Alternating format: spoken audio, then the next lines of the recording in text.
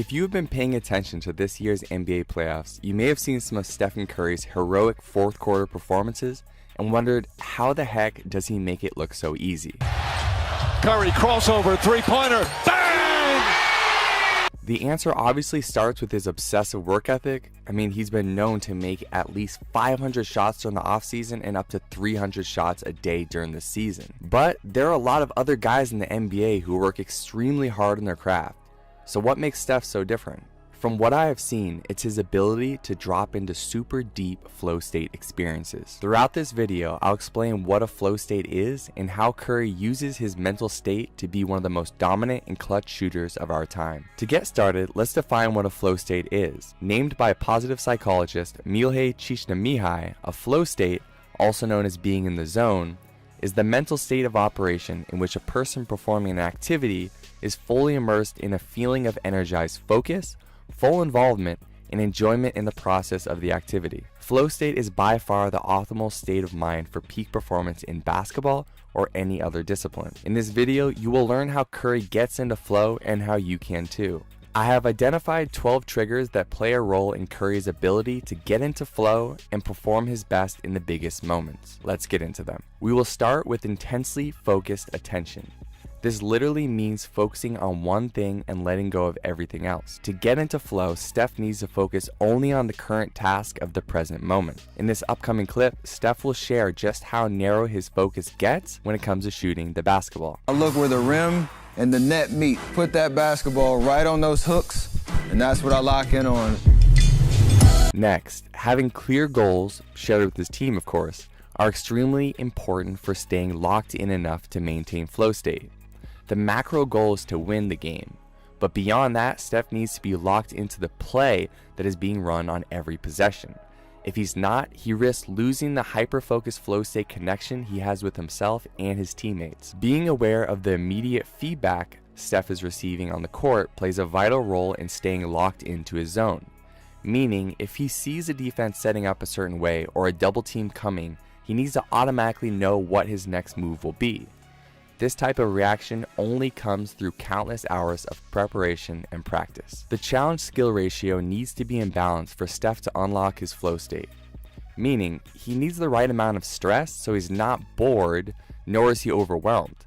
That sweet spot right in the middle is where Steph thrives, and this is evident when you see him take over games in the fourth quarter and overtime. With so much championship experience under his belt, he thrives in those big moments. Steph needs high consequences for him to fully lock into his zone. There needs to be something considerable at stake. But we can really feel the difference between a fan base and or an arena that's really engaged and really about what's going on the floor versus sometimes they get a little checked out or whatnot. Yeah. That's why you see his performance dip in the regular season games that aren't do or die versus when he's in the playoffs and his season is on the line. A rich environment is necessary for anyone who wants to get into flow, and Steph is no different. Meaning he needs to be in a situation where there's some novelty and high stakes. Fortunately, no basketball game plays out exactly like another.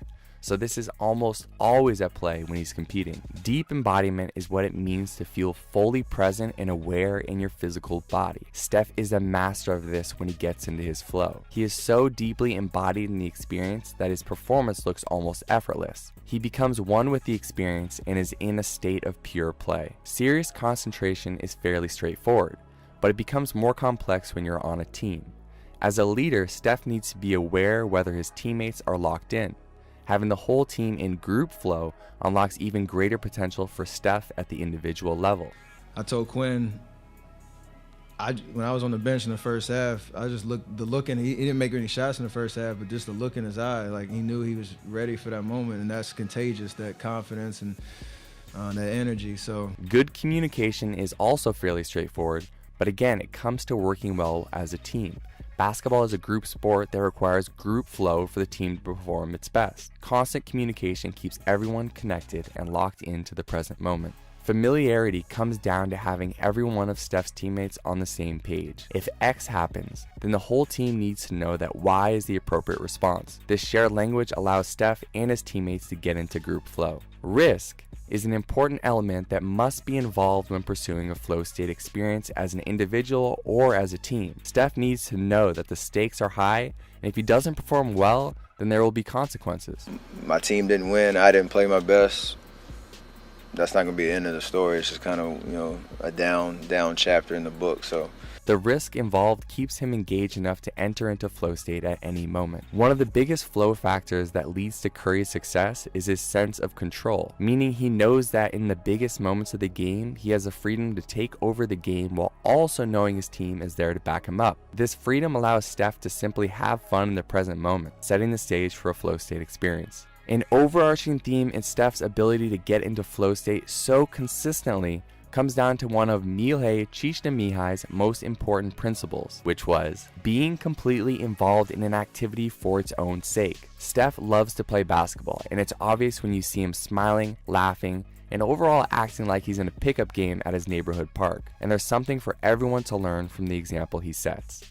Here's a quick recap on the flow triggers shared in this video. Intensely focused attention, clear goals, immediate feedback, the challenge skill ratio, high consequences, rich environment, deep embodiment, serious concentration, good communication, familiarity, risk, and sense of control. Thanks so much for watching this video. My name is Brandon Epstein from The B Mindset. If this video was helpful, please subscribe, like the video, drop your comments below, and check out some other mindset breakdowns available on the screen now.